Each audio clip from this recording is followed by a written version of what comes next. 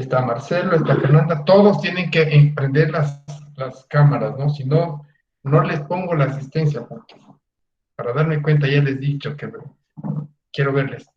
Vamos, vamos a hacer un recuento de la historia republicana del Ecuador y hablamos acerca de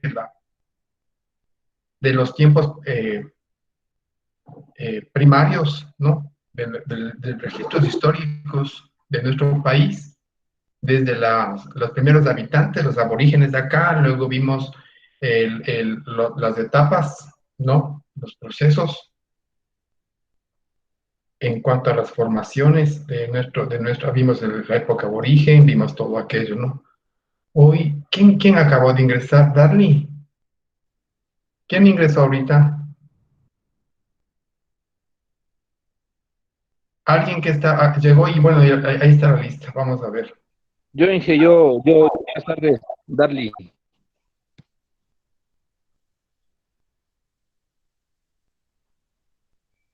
Darly, ¿qué? Darly Pinto. Ya, señor Pinto, ya está, Ya, profe, gracias. listo. Estaba comentando ahora que vamos a seguir con el transcurso de nuestra historia. Ya vimos hasta la independencia, ¿no? De los españoles, la vida en la época colonial y el gobierno colonial también vimos. Había que, ¿no? Entonces, que vemos una estratificación. Y tengo aquí, déjenme ver algo que esto. Bueno, hagamos un recuento, ya que estamos aquí. Hablamos sobre la vida aborigen y también cada una de las etapas, ¿no? Que todo el proceso histórico de nuestro país, lo que hoy es Ecuador, ¿no? Hasta la época colonial, vimos que aquí esto es lo que tendríamos que analizar, que me gustaría que vean, ¿no? La estratificación de la sociedad en el tiempo de la colonia estaban en primer orden como imagínense una pirámide, ¿no? En cuanto a las clases sociales que predominaba. El español era un ciudadano de primer orden, ¿no? Los criollos y mestizos eran de segundo orden. Recuerden que los criollos son hijos de españoles, ¿no? Los mestizos, en cambio, son las personas que nacen por la unión de españoles con indígenas, ¿no? Sea hombre o sea mujer, asuntos que ahí salen los mestizos. De ahí salimos todos prácticamente, ¿no? También teníamos dentro de los estratos sociales de la estratificación social, estaban los indios, y más abajo estaban los negros y los mulatos. Pero aquí hay algo que rescatar dentro de esta estratificación social, ¿no? Que en cuanto al trato como personas, ustedes van a pensar que de pronto los negros llegaron y eran los esclavos de los españoles y que fueron traídos de África no para que exploten las minas, porque tuvimos la etapa, los españoles vinieron a explotar los recursos naturales y venían por la avidez y la ambición del oro.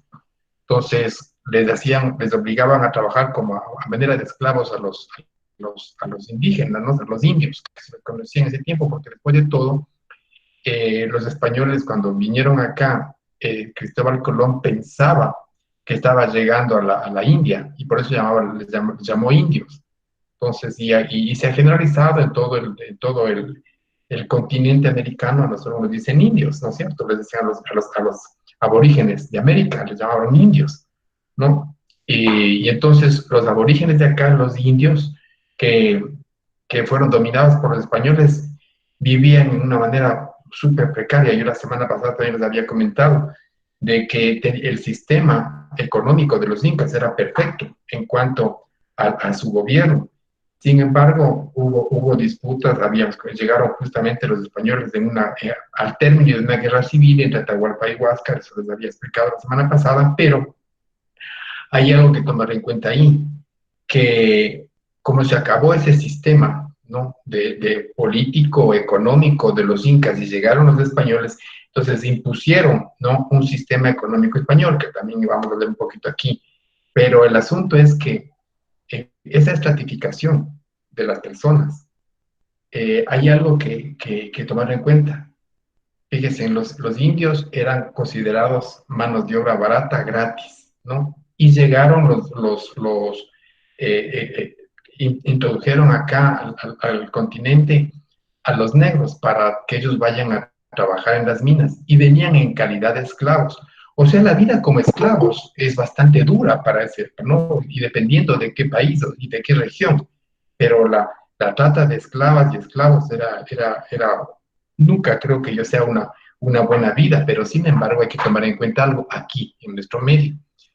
Primero, los esclavos que llegan acá al país llegan por el lado de Guayaquil, las costas, ¿no es cierto? Pero los que están de la parte norte de lo que es Imbabura, los negros del Chota, ellos nunca fueron esclavos, ¿no? Eso hay que tomar en cuenta, ¿no?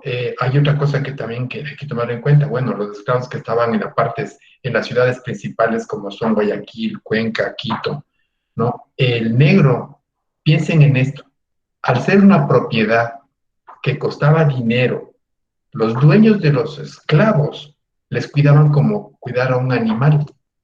Ellos eran más valiosos que los indios, ¿entienden? A ellos, al esclavo, estaban obligados de alimentarle, porque eran de propiedad. Entonces, entre paréntesis, no digo que era mejor, pero entre paréntesis hay que tomar en cuenta que la vida de los esclavos, entre paréntesis, era mucho mejor que la de los indios, porque los esclavos, quiera o no, estaban protegidos, ¿no? Porque eran propiedad. Es como decir tener un animal, tener un caballo que le sirve, tener una oveja, tener animales, ¿no? Entonces uno, solamente pónganse a pensar como ellos pensaban. Si yo tengo una propiedad, tengo animales, a los animales no les dejo botados que se mueran de hambre. ¿Qué hacen con los animales? Solamente piensen en un animalito que es doméstico, el perro. ¿Ustedes le tienen botado al perro para que él coma nomás como lo que quiera y se alimente solo o no? ¿Qué hacen ustedes? Tenemos que cuidarlo. ¿No es cierto? Porque es una propiedad, es un animalito que tiene vida. Entonces, imagínense en el tiempo de la colonia, los españoles que vinieron trayendo a los negros, que después de todo les daban dinero, estaban cavando, estaban trabajando para ellos. Era obvio que tenían que cuidarles, ¿entienden? Entonces, en esta estratificación asumimos que lo que pusieron o se hicieron en esa escala, ¿no? Arriba los españoles, luego los criollos, luego los mestizos, luego los indios y al final los negros y mulatos porque tenían la calidad de esclavos, pero hay que tomar en cuenta que eran propiedad. En cambio, los indios no tenían, estaban completamente desprotegidos y explotados. Entonces, no digo que eso hubiera sido bueno, tampoco quiero decir eso, pero simplemente hagan ustedes como que estuviésemos en ese tiempo, en la época colonial, ¿no? Si usted tiene una propiedad, la cuida. Los indios no eran de propiedad, eran explotados, pero no les pertenecía. Y es más, o sea, también en ese tiempo la pena de muerte era muy común, o sea, mataban y ahí no había justicia, ¿no? Entonces, eso también hay que tomar en cuenta, ¿no? Bueno, vamos a ver, el fin de la época colonial está a finales del siglo XVIII, fue una etapa de agitación intelectual, cultural, de la audiencia, se fue gestando un movimiento de reivindicación de lo americano y de lo quiteño, que expresaba el nacimiento de una conciencia incipiente de útiles de las élites criollas. Las élites criollas, recuerden que al hablar de un criollo, eran hijos de españoles, pero ellos tenían sus privilegios, pero no gobernaban. O sea, no podían acceder a puestos altos, solamente los españoles, porque estaban bajo el régimen de una monarquía. Pero entonces los criollos no alcanzaban a alcanzar esos escaños, ¿no? Dentro de la sociedad. Y entonces ellos se sintieron inconformes. Entonces las primeras, hablemos de pensamientos independistas y revolucionarios, de dejar de estar pagando impuestos a un rey que nunca vino, ¿no? Y que todas las riquezas del país, de la colonia, de las colonias, se iban para España. Yo les había comentado también que hay un museo que está en España, no me recuerdo el nombre, ¿no? Que están toda la exposición de lo que era España antes de lo que ellos tengan colonias americanas. Y cuando ellos ya tienen colonias americanas, los museos de una opulencia tremenda, o sea, nadaban en oro. Todo lo que se Damián, vivía trayendo, ¿sí? dice una compañera que quiere ingresar a clases que le permita. Ya, Elsa Ramírez, ya perfecto, ya está. Ahora sí voy a verle. Ya le pongo la asistencia. Ramírez, Elsa, ya está. Entonces, continuemos con la clase. Una pregunta. Esto lo que están viendo ahorita, sí estoy compartiendo con ustedes, ¿no? El fin de la época colonial, los criollos habían logrado una significativa ampliación de su poder económico, específicamente con el revestimiento del latifundio. Sí, están leyendo, están viendo ustedes, están compartiendo conmigo. Eso es para ustedes, ¿sí están Sí, viendo? Damián. Ya, perfecto. Sí, sí, Entonces, ajá. en cierta manera, en cierta forma, los hijos de los españoles, que son los criollos, ¿no? No hablo de los mestizos, porque no hay mestizos. Estoy diciendo que ellos son hijos de españolas, pero nacidos acá en la colonia española, que somos nosotros los ecuatorianos.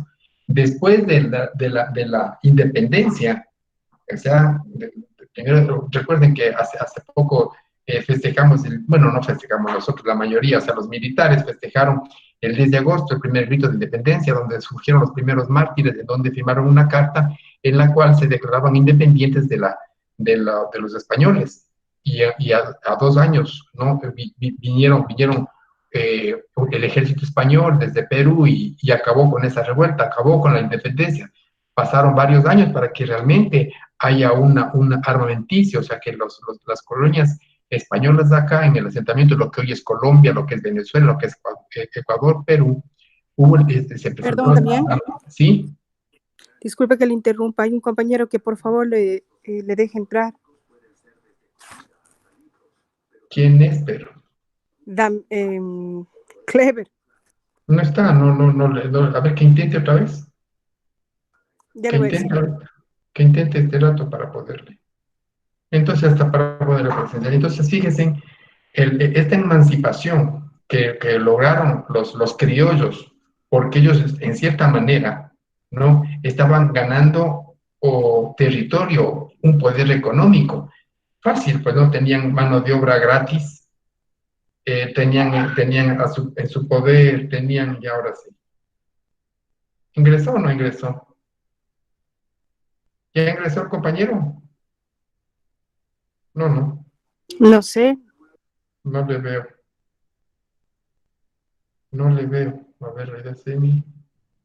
Dicen que intente de nuevo. Allá. No le veo.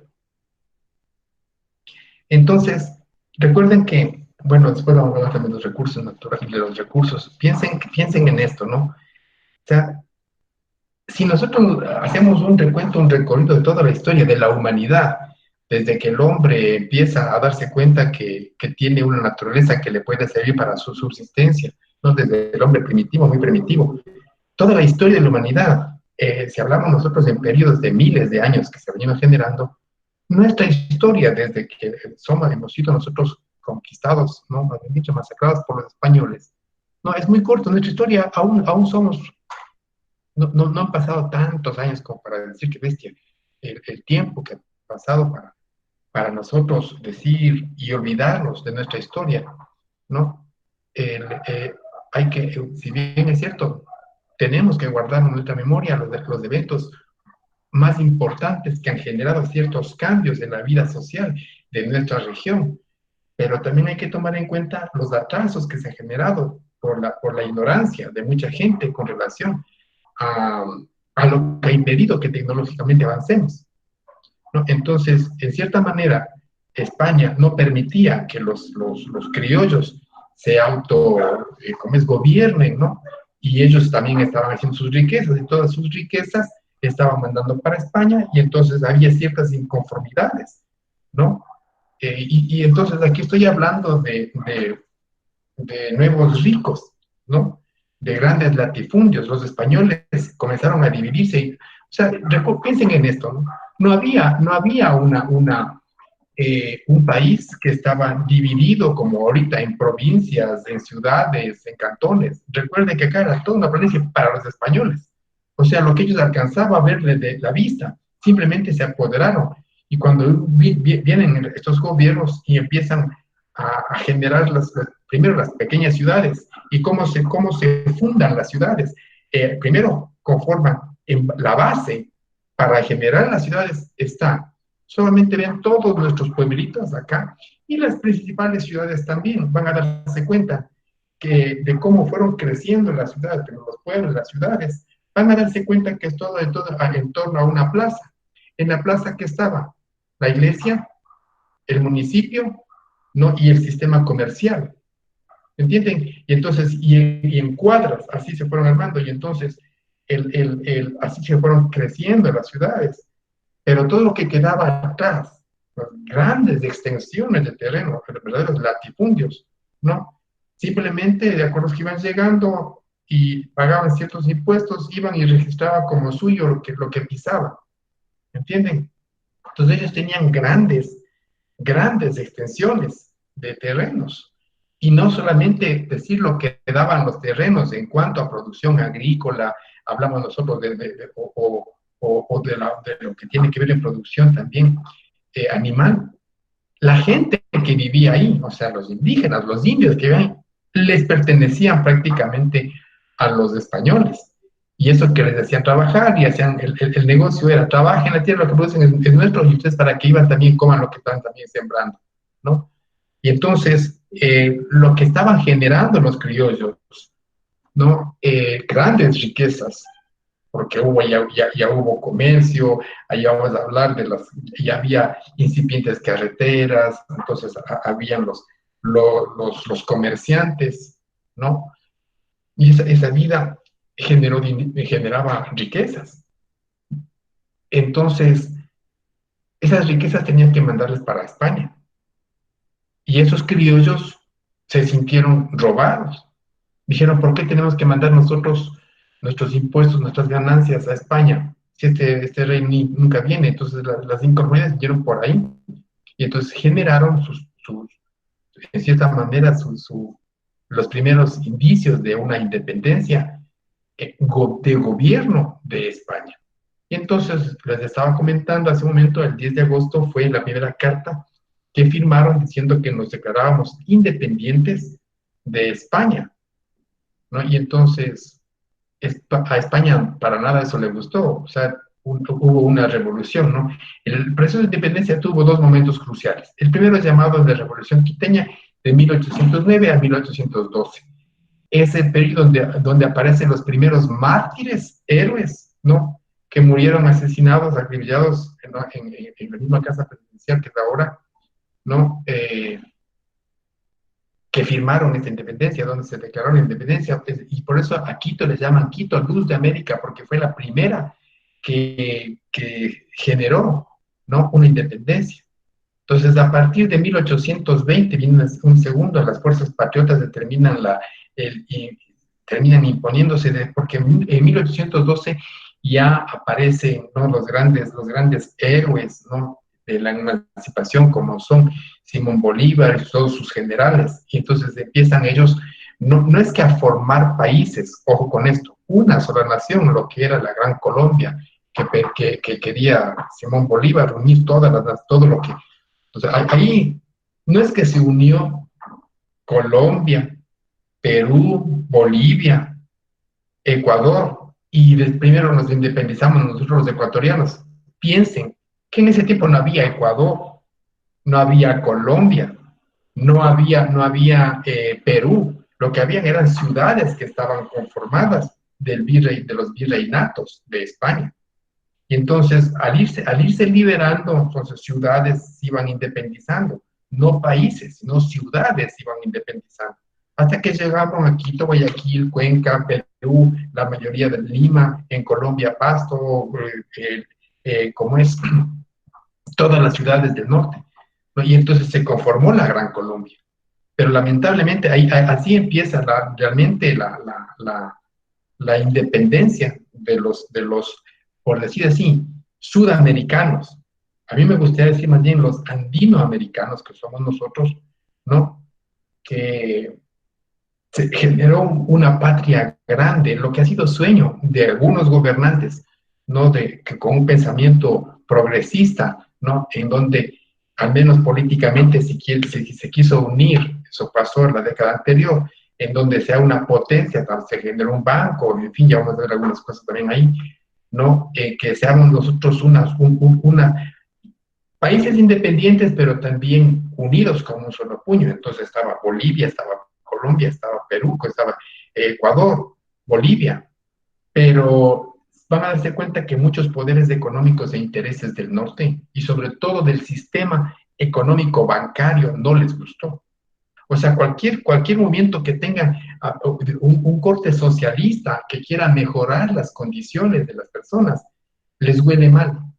Por ejemplo, no sé, hace poco una senadora en Estados Unidos, ¿no? Que está candidata también, salió a la palestra diciendo que uno de los candidatos es Donald Trump.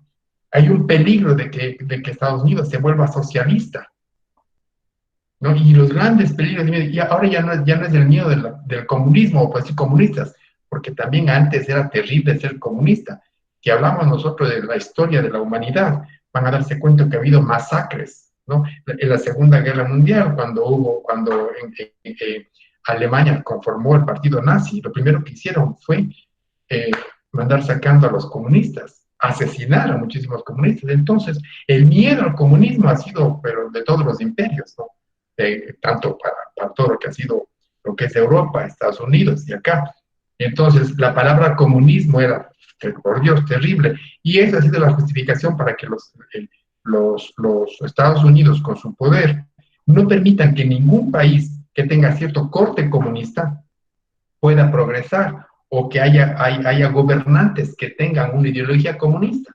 Y entonces, como no se sembró bien el comunismo acá, por decirlo así, ¿no? Pero salieron otras ideologías, entre ellas el socialismo. Y entonces, el primer país socialista que fue, como es, por voto popular, fue Chile, con Allende. Y Allende fue derrocado por Augusto Pinochet, un general. Entonces, por intereses de Estados Unidos. Entonces, con un famoso plan que se llama Plan Cóndor. Y entonces todos los países que tienen cierto corte socialista son derrumbados de sus gobiernos. Eso le pasó, ¿no?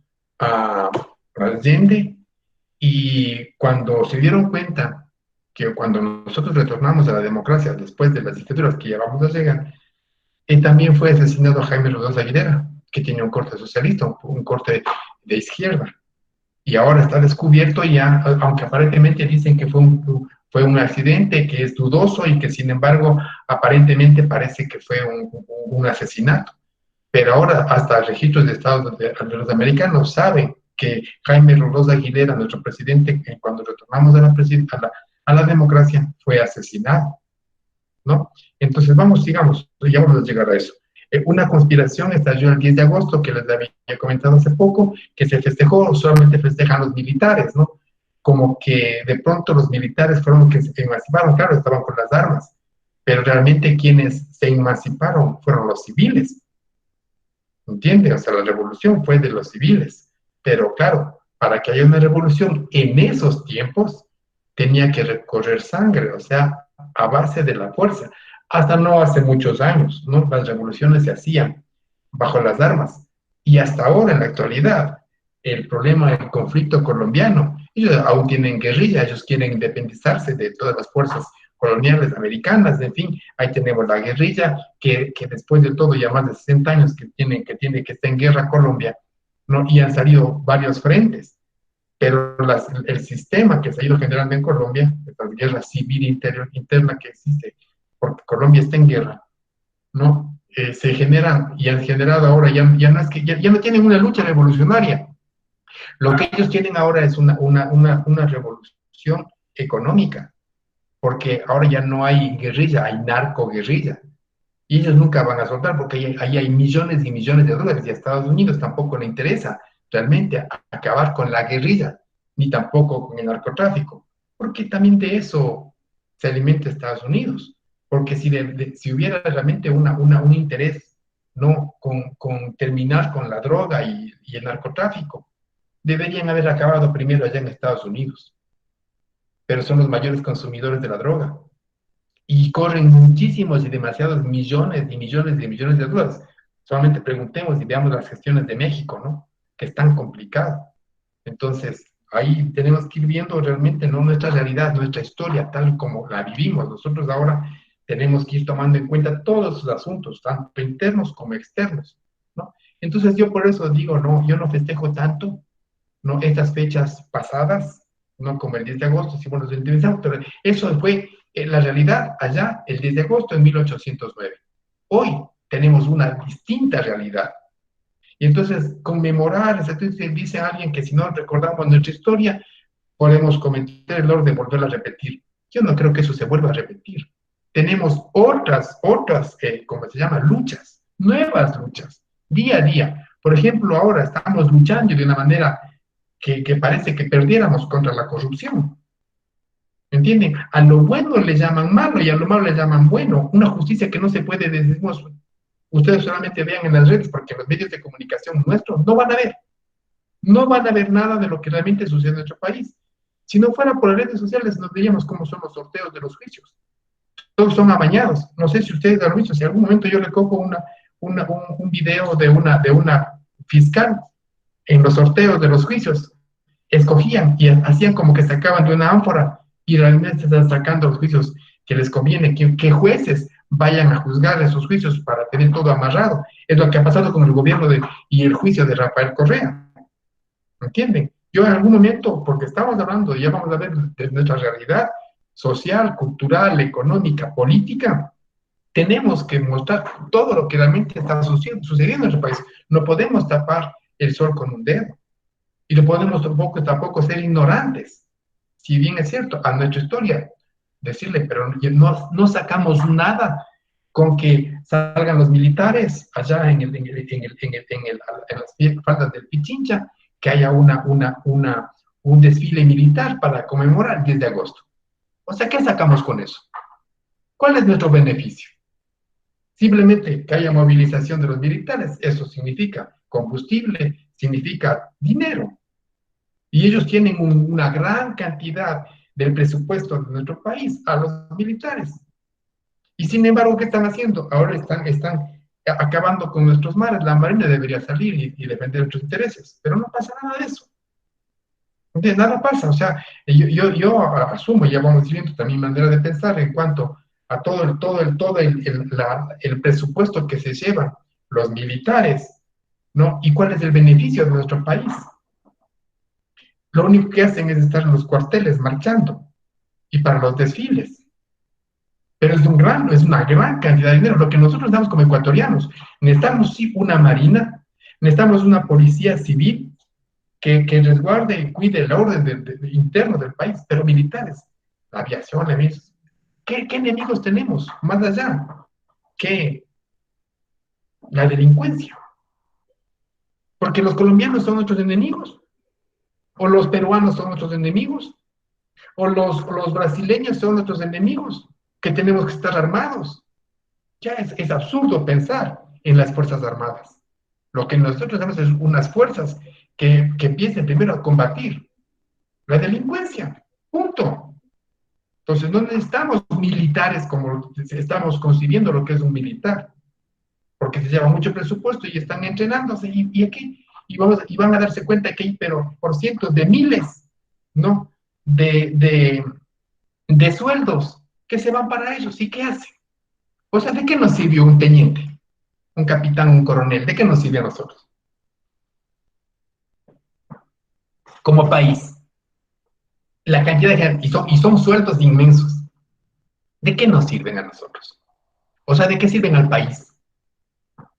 Y en cambio gana menos que un subteniente, gana menos un doctor, una enfermera, gana menos los maestros. ¿Entienden? Entonces hay muchas iniquidades, o sea, hay otras luchas que nosotros deberíamos realmente pensar y decir, bueno, pero nos tienen acá, como les digo, ¿no? Piensen en eso. Conmemorando el 10 de agosto, ¿no? Claro que lo vimos por televisión nada más, y una marcha militar.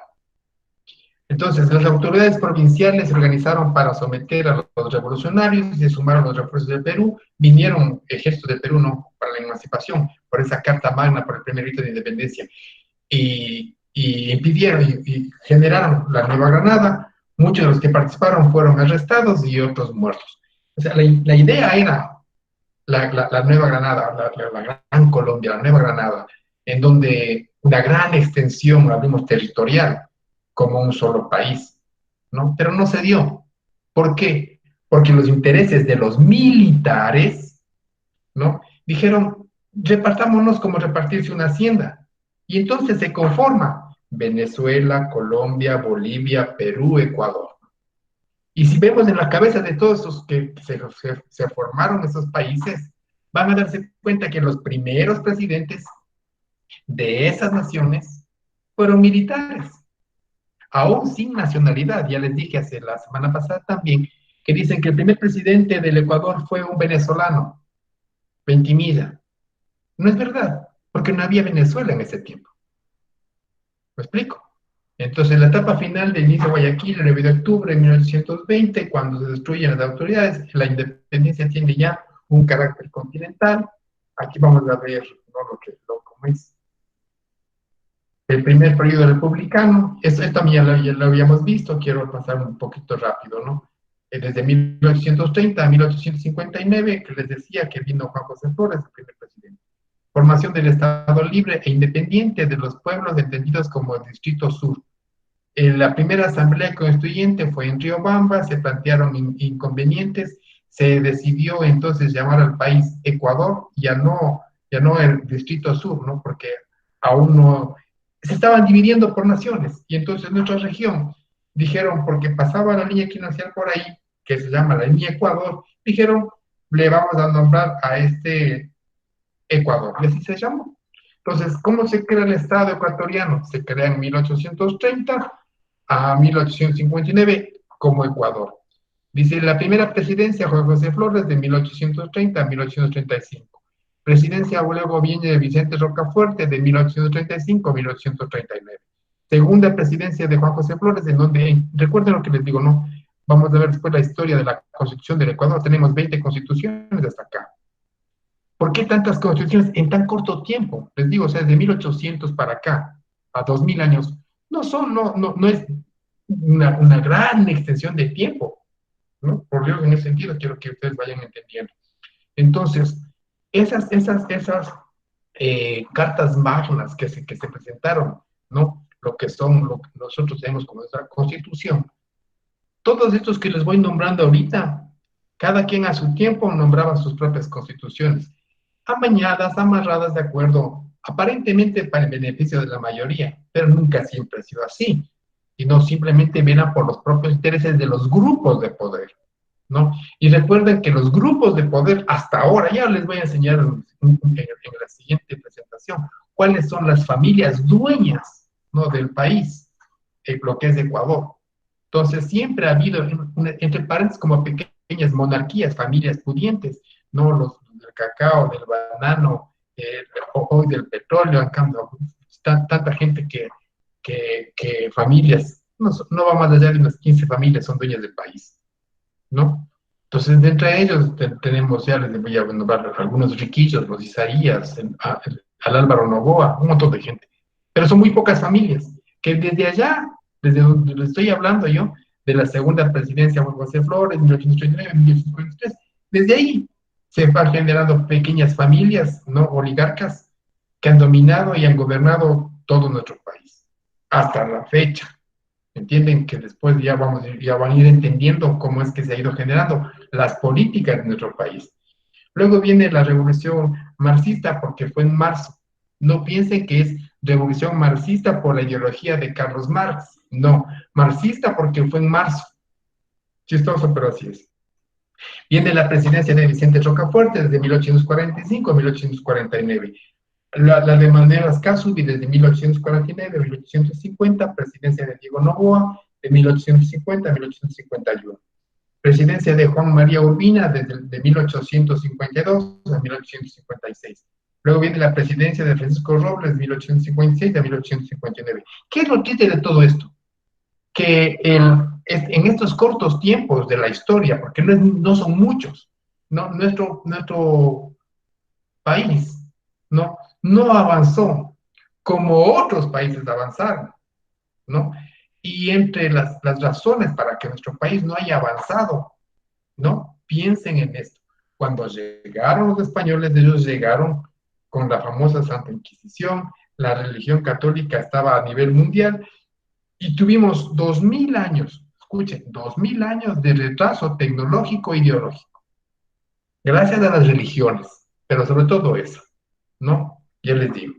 Entonces, luego, nuestro medio, entonces, con esas idiosincrasias, con ese miedo, si gobernaban, no, la iglesia gobernaba al lado de la presidencia, del gobierno civil, tenía mucha injerencia, recuerden lo que hablé la semana pasada, que quien se liberó entre todos y separó la iglesia del Estado fue Loyal Farm. Fue necesario separar, la iglesia ha tenido siempre un poder muy fuerte en todos los gobiernos latinoamericanos, ¿no? Y bueno, se ha ido perdiendo cierto poder, y se ha reducido, ahora lo que tiene es el Vaticano, ¿no? Ese poder religioso que existe. Y es un poder económico fuertísimo. La pregunta que yo les hago a ustedes, si el mayor banco mundial del mundo que tiene mayor riquezas, de uno solo, a nivel como región, bien podrían ellos, si están con la bandera de Dios, la religión, ellos tranquilamente podrían acabar con la hambruna que hay en África, toda África.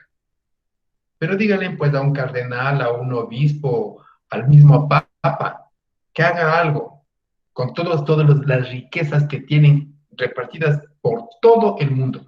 Solamente vayan a las grandes catedrales, vayan a Quito, vayan ustedes a las iglesias de compañía y vean las riquezas que existen entre esas iglesias.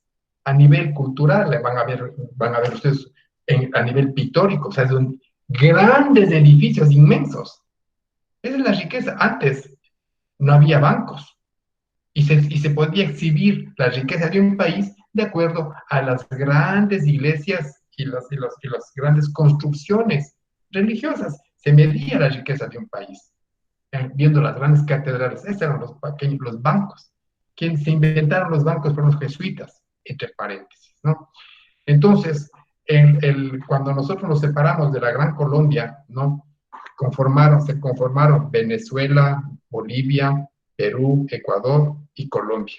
Se liberaron.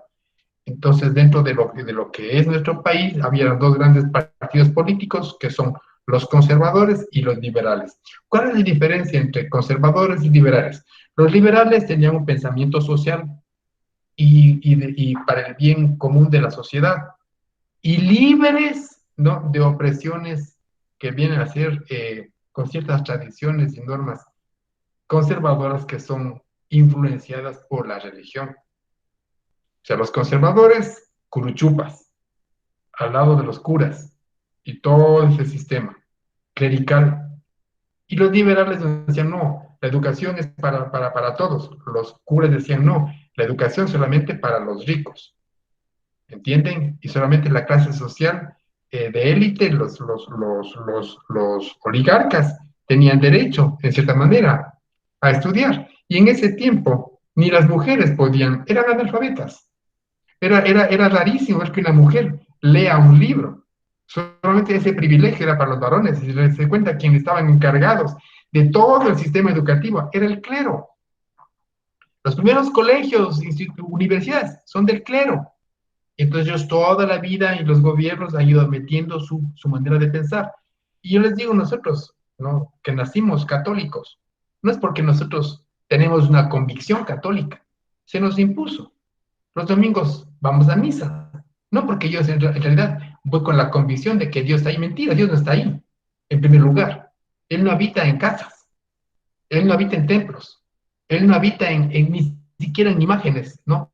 El otro día salió una noticia diciendo que bestia, una herejía, habían quemado un Cristo allá por Colombia o no sé dónde. Habían quemado la figura tallada de un Cristo. Le habían quemado, le habían hecho carbón. Indignado el clero, indignado todo el mundo de que han quemado tremenda herejía. Es un pedazo de madera. Sufrimos que ha sido una gran obra de arte. Ahí sí, digamos, qué pena, ¿no? Una obra de arte un registro histórico se quemó, pero a decir que le están matando a Dios, por Dios, como que estuviera ahí herejía y de ver curitas llorando y herejía, y la gente, ¿no? Que castiguen a esa gente que quemó ese Cristo. O sea, aún piensan que Dios está en las cosas. Esa ignorancia, esa manera de pensar, nos han enseñado de que Diosito está en un escapulario, que Diosito está en una, qué sé yo, lo que sea para rezar, rosarios, que están en los cuadros. Hace un cuadro que tiene algo sobrenatural, que una mujer, la figura de una mujer, le llaman la dolorosa, que llora, y entonces divino, ¿no? Y no se da cuenta que Dios no necesita hacer espectáculos, porque Dios es dueño de todo y creador de todo el universo. Él no necesita que le estén adorando a través de una imagen. ¿No les parece? Piensen. Entonces Dios no hace espectáculos. En cambio, Satanás sí. Satanás sí hace espectáculos. Y necesita dividir al pueblo de Dios. Y le quiere mantener ignorante a la gente. Por eso les digo, miren, no se confíen en lo que dicen en la misa, lo que dice un cura. Vayan y cojan la Biblia y lean, interpreten. No que solamente la Biblia tenía que... El único institución que podía interpretar la Biblia era el clero. Eso es mentira. Usted lea, tiene entendimiento, tiene inteligencia, tiene sabiduría. Lea, coja lo bueno, deseche lo malo y vea qué realmente dicen las Escrituras. Y entonces diga, no, esto es para mí, esto es verdad. Y lo que no es verdad para mí no es verdad, pues. Porque hay algo, Dios es tan divino, que Él se hace presente en su interior, no en lo exterior. Para eso vino Jesucristo, pues. ¿Entienden? Si es que han leído. Entonces, vamos por ahí. Entonces, esa es la ideología de los conservadores y la otra de los liberales. Se mantenía la esclavitud hasta 1850, hubo una guerra federal desde 1859 a 1863, se establecen dos fechas que actualmente llevan el estado del escudo, se crean 20 estados dentro de Ecuador, surgen las constituciones desde 1864, viene la Revolución de Abril, Raimundo Andasulio, créame, en 1890-1892 modifica la Constitución, elevando a 4 años el periodo presidencial. Entonces aquí, nos dase cuenta que ya las constituciones ya vienen todas hechas a la carta, ¿no? Hechas al pedido de los que subían al poder. Eso es lo que siempre ha pasado, ¿no? La única que yo considero desde mi criterio, viendo las constituciones y la historia de las constituciones de nuestro país, es la única constitución que llama una constituyente en donde llama a todos los movimientos sociales, para que se genere una constitución para que cualquiera que vaya a gobernar pueda gobernar. ¿Entienden? Pero después salieron también distractores. Y entonces surgió en Montecristi la última constitución que tenemos, ¿no? Que ahora, en la actualidad, ya fue violada. Entonces, cuando ya es violada, ya no sirve. Se perdió el respeto a la Constitución, entonces ya no sirve la Constitución, porque ya la violaron, ¿no? Y constantemente nuestros políticos actuales, de estos últimos 3 años. Porque después de todo, miren, todos decían que esta Constitución que se armó allá en Montecristi, en Manabí, dicen que fue hecha la medida para Correa. No, no fue así. Fue para cualquiera que acceda al poder pueda tener las herramientas para poder gobernar. Y de eso tenemos nosotros 10 años de lo que jamás en nuestro país ha tenido una producción en cuanto a carreteras, han mejorado las carreteras, el sistema educativo, el sistema hospitalario, todo lo que tiene que ver con lo judicial, ¿no? Si antes de ver no vivíamos chapitas o lo que había, a tiempo, nosotros, por ejemplo, yo cuando estaba en la escuela, ¿no? Bueno, yo estaba en una escuela particular, nosotros sí íbamos a clases, pero las escuelas fiscales nunca tenían clases, porque cuando llegaba el periodo de clases todos salían a protestar a los gobiernos. O sea, era ingobernable. Y si ustedes van a la Cámara de Diputados, lo que son hoy la Asamblea, ya vamos viendo la historia, van a darse cuenta que lo único que hacían es buscarse sus intereses.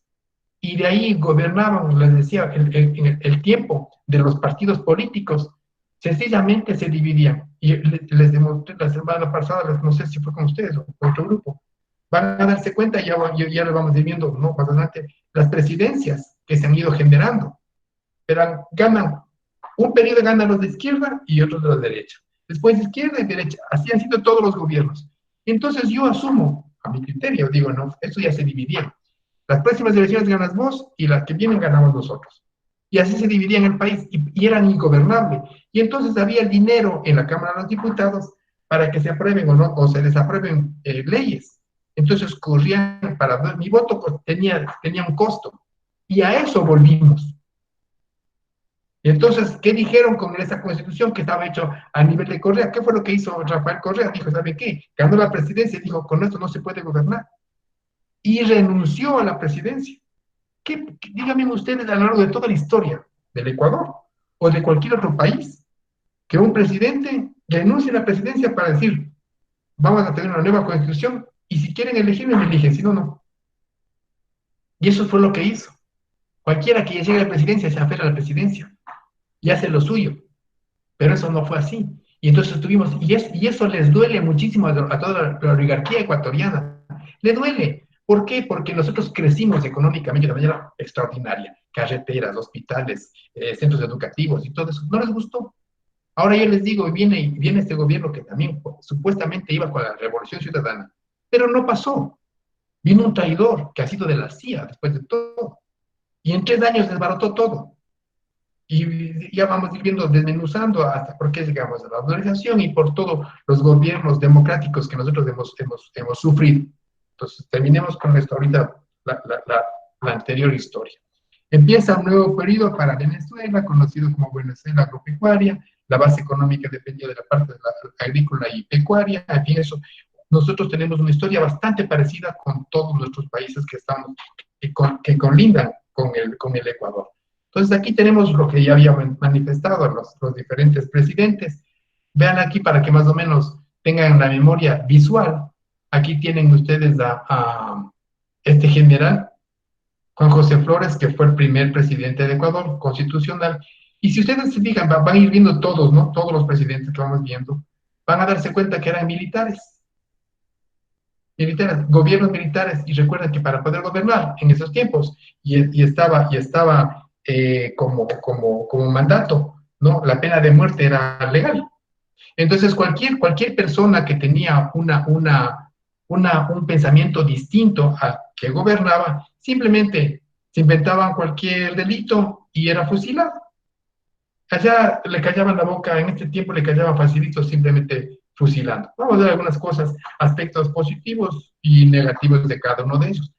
No, la ideología política conservador-militar, constitución. Primera constitución duró 4 años. La segunda constitución duró también otros 4 años. La tercera constitución duró 2 años. Fíjense, estas constituciones eran para sostenerle a este Juan José Flores. ¿No? Estas constituciones eran armadas para sostenerle a este señor en el poder, para perennizarse en el poder. Hasta que hubo después, como les digo, la revolución marxista, y entonces salieron y Centro Rocafuerte democráticamente también ganó. ¿Qué nomás tenemos como nosotros? En el primer periodo del 22 de septiembre de 1830 al 10 de septiembre de 1834. Segundo periodo del 1839 al 15 de enero de 1843. Bastantes años. El tercer periodo del 15 de enero de 1843 a 1845. ¿No?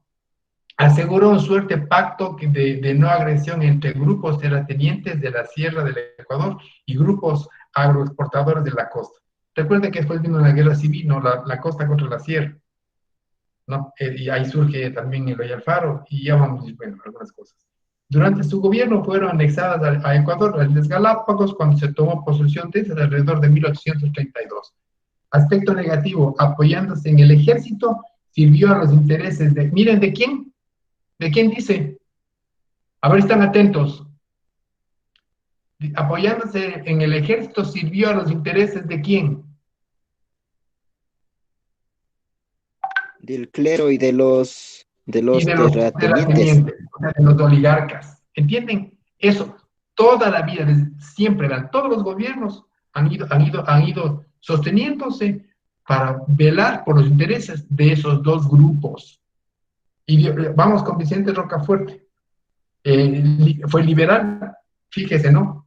Conservador, liberal. Irán tomando en cuenta eso, ¿no? Tuvo una constitución que duró 8 años, periodo de mandato, él estuvo desde 1834 al 35, aspecto positivo, convocó a la Convención Nacional en Ambato, en la cual excluyó al clero, recuerde que es liberal, ¿no? Excluyó al clero, consideró el trabajo productivo como responsabilidad del gobierno, creó la Dirección General de los Estudios y fundó varios establecimientos. Fue muy bueno este presidente, ¿no? Según dicen los guayaquileños y lo que nos registra la historia. El aspecto negativo de Vicente Rocafuerte fue, sostuvo una agria entrevista con Bolívar, que parece entonces ya era usurpador, de forma que Libertador escribió al presidente Flores del Ecuador, previniéndole contra Rocafuerte y el ser antimilitarista. Claro, ¿no? Después de todo, Simón Bolívar era militar, y el anterior no era militar, pero se vestían así, ¿no? Entonces luego viene José Joaquín de Olmedo, también guayaquileño. Miren ahora, ¿qué llega ahora? ¿Qué llega? Conservador. Después de un conservador, ¿qué viene? José Joaquín de Olmedo. Conservador, después Conservador. liberal, derecha, izquierda. Solamente eso vayan tomando en cuenta, ¿no? Ahora, desde 1972 a 1979, se sucedieron 2 dictaduras militares. La primera con el general Guillermo Rodríguez Lara, que en ese periodo de Guillermo Rodríguez Lara se descubrió petróleo en nuestro oriente, y entonces el país se volvió petrolero. Y entonces nuestra riqueza nacional se fundó, se empezó a crecer con el petróleo. La gente pensaba que ya con el petróleo todo el mundo nos iba a llegar a llenar los bolsillos de dinero, que íbamos a ser millonarios todos. Pero los únicos que se enriquecieron fueron los militares. Y cuando vieron que tenían que pagar una deuda externa, dijeron, no, démosle esto a los civiles mejor. Entonces, por esa razón dejaron los militares el poder. No es que de pronto dijeron, ¿sabe qué? Seamos democráticos. No es así. ¿Qué militares democráticos? Piensen en eso, ¿no? Entre 1972 a 1909 se sucedieron 2 dictaduras militares, la de Guillermo Rodríguez Lara. Recuerden que lo que hay que recordar ahí es que ahí se generó el petróleo.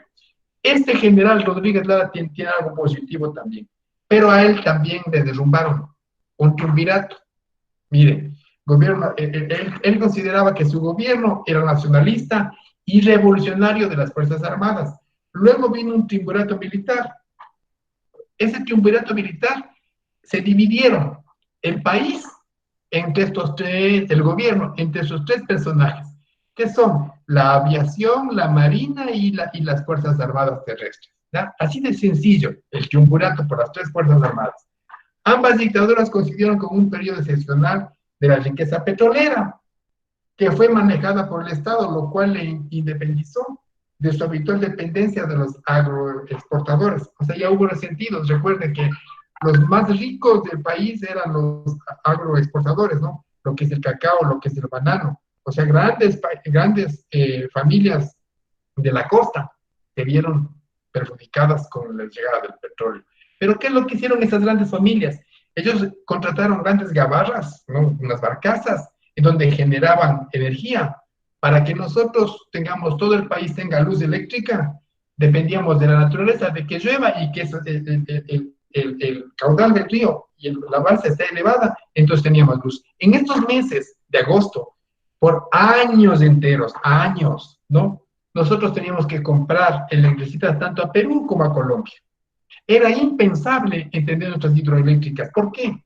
Porque las grandes familias ricas, oligarcas de la costa, tenían esas barcazas y generaban electricidad, millones de dinero que entraba para esas familias. ¿Entienden? Entonces viene un gobierno que no les gustó para nada y dicen, ¿saben qué? Nuestro país tiene recursos naturales muy importantes, entre ellos el hidráulico. Y entonces tuvimos y tenemos nosotros 10 empresas hidroeléctricas, ¿no? Que ahora ya la energía que nosotros producimos nos compra Perú, Chile, Colombia. Ya no compramos, vendemos. Pero eso es borrado por este gobierno sinvergüenza y por todos los oligarcas de nuestro país, ¿no? Entonces, todo lo que realmente genera recursos y económicos, todo lo borran, todo es malo. Y dicen que la refinería no sirve. ¿Y entonces por qué le quieren vender? Vayan pensando lo que les voy diciendo. La dictadura general de Rodríguez Lara, ¿qué es lo positivo y lo negativo? Vamos a ver. El gobierno nacional revolucionario desde 1932 al 76, no, desde el 17 de febrero de 1932 al 11 de septiembre, mediante, perdón, asumió el mando completo de la nación, inaugurando el gobierno nacionalista. Bueno, esto es lo que les hablaba de General Rodríguez Lara, ¿no? Les comento yo, para que vean que yo les hablo como que sí. En 1972 este cuerpito ya estaba aquí. Tenía 11 años yo. Entonces yo recuerdo, ¿no? Las dictaduras militares y los gobiernos de aperro que nosotros hemos tenido. Yo en el 72 tenía 11 años. Sí. O sea, yo he transcurrido todo, desde aquí en adelante piensen que yo estoy ahí, he estado aquí. Le conocí a este señor que fue asesinado en este estadio cuando estuvo ahí. Entonces nosotros en la escuela, en el colegio nos llevaban del IF. No, pero ya va a pasar, ¿no? El Ecuador inició la exportación del petróleo, ingresaba por la OPEP, Organización de Países Exportadores de Petróleo, se editaba una nueva ley de reforma agraria, se inauguró el oleoducto transecuatoriano, se editó la ley de aguas, inauguró las carreteras que faltaban de Quito a Tulcán y se dio la vialidad en toda la República, decretada el 18 de febrero de 1963, provincialización de Galápagos, construyó escuelas, colegios, centros de salud, saneamiento ambiental y de vivienda. A diferencia de las dictaduras del 70, a partir de 1972, progresiva crisis económica, dice, originaba la desestabilización de la economía. O sea, este general Rodríguez Lara pensó en beneficio del país, ¿no? Pero cuando llegaron, por envidias de las otras fuerzas armadas, que les digo, la aviación y la marina, y todo el ejército en general, no se sintieron conformes, que ellos estaban recibiendo también su parte de sus ganancias, ¿no? Entonces vino y ellos gobernaron, y generalmente cuando gobernaron este triunvirato, vieron que no pudieron, ¿no? No había inteligencia, pues, ahí, ¿no? Ni con tres cabezas. Pero vamos a ver, el Coliseo Luis Diego Franco, ese es uno de los triunviratos, en homenaje. Da plata para un coliseo y ya le ponen el nombre del tipo. Esa era nuestra idiosincrasia, ¿no? Algo que de pronto es parte de nuestros impuestos, parte de nuestra plata, y como él dio la plata, le ponen el nombre de él. Así es nuestra idiotez de ecuatorianos, como para dar méritos a quienes no se merecen. Progresiva crisis económica originada en el desestablecimiento de la economía petrolera, el deterioro de la producción interna y el comercio exterior. El brutal impacto de la deuda externa, ahí está lo que les dije. Tuvieron pánico, dijeron que esto es impagable, dejémosle a los pendejos de los civiles y que ellos hagan, y que vengan nomás los partidos políticos, que regresen y que de ahí se mueven, digamos, de democracia. Porque no pudieron, ¿entienden? Con la deuda externa, entonces retornamos a la democracia, a elecciones, y ganó este señor que se llama Jaime Rodas Aguilera, que duró un año y un poquito más en la presidencia y fue asesinado. Subió al poder Osvaldo Hurtado, que fue un gobierno así dilatado, ¿no? Que ahora anda saliendo también por los medios de comunicación, un gobierno mediocre, de aperro, sinceramente. Todos los gobiernos que hemos tenido nosotros anteriores van a ver lo que se destaca solamente los intereses de los políticos. Por eso nosotros odiamos la política y porque pensamos que todo político es corrupto. Porque nos han enseñado de que el político, y en realidad el político ha sido siempre corrupto, ¿no? Y entonces tuvimos una estabilidad durante 10 años de progreso, ¿no? Y ya saben que la oligarquía que tiene mucho dinero no les gustó y entonces estamos viendo lo que hoy estamos viviendo. Más allá también del COVID, ¿no? Que también parece maldición. La Carta Magna reconoce al Ecuador como Estado constitucional del derecho, justicia social, democrático, soberano, independiente, unitario e intercultural y pluricultural. Y es más, laico. Esto quiere decir que usted tiene libertad, laico, quiere decir que usted tiene libertad de elegir, ¿no? En qué creer, qué religión usted adoptar, porque antes había una imposición católica del clero. Recuerden que fue separada después del gobierno, ¿no? Entonces acá el Consejo dice, no, usted tiene derecho de seguir la religión que usted quiera y de creer lo que usted quiera creer. ¿Entienden? Viene el plan del retorno a la democracia de a ver, esto es otra cosa. El gobierno aquí vamos a los gobiernos dictatoriales. Desde 1930 a 1979, los gobiernos dictatoriales fueron superiores en número a los democráticos. O sea, quiere decir que todos los gobiernos que vimos anteriormente fueron gobiernos de dictadores, a la fuerza, forjando sus constituciones de acuerdo a sus conveniencias, ¿no? Hasta que llegamos en el 79 a la democracia. El Ecuador es el primer país en América Latina en recuperar la democracia. Había dicho, fundar la democracia, porque los otros países tampoco tenían democracia, porque también tenían gobiernos militares, todos, Colombia, Chile, Argentina, Uruguay, Paraguay, Brasil, todos. Y vamos a ver un cuadro en donde están todos los gobernantes militares, ¿no? Que estaban justo cuando nosotros volvimos, entre paréntesis, a la democracia. El modelo de transformación pacífica mediante un acuerdo civil-militar, porque los militares se vieron en los aprietos de que no podían pagar una deuda externa. Entonces dijeron, entreguemos nomás esto a los civiles. O sea, no es que ellos de patriotas, ¿saben qué? Que gobiernen nomás los civiles, mentira, ¿no? Aquí hay muchos intereses económicos y eso no podemos.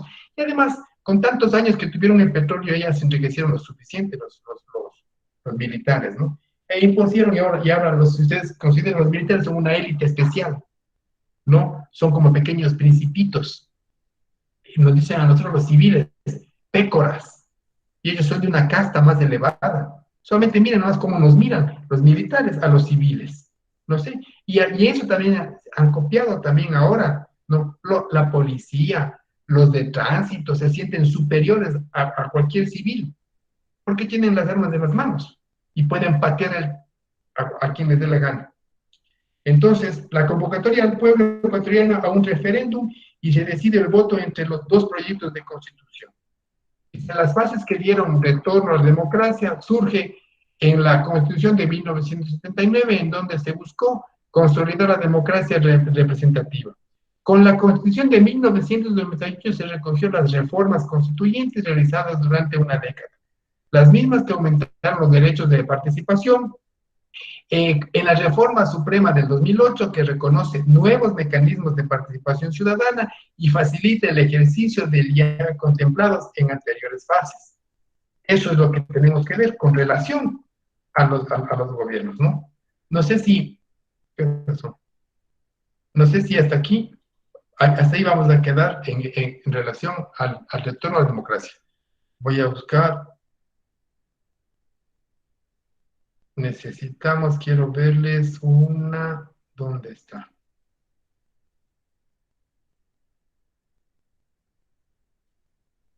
No los tengo. Creo que está aquí. Una de estas.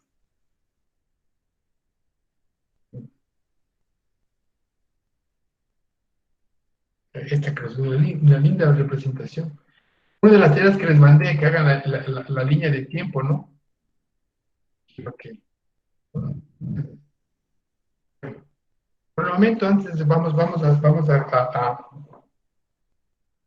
a concluir ahí, a no ser de que tenga alguna pregunta. ¿Sí? Porque hemos llegado hasta, voy a dejar de grabar, hemos llegado hasta el retorno a la democracia. De aquí en adelante vamos a ver los gobiernos de los partidos políticos.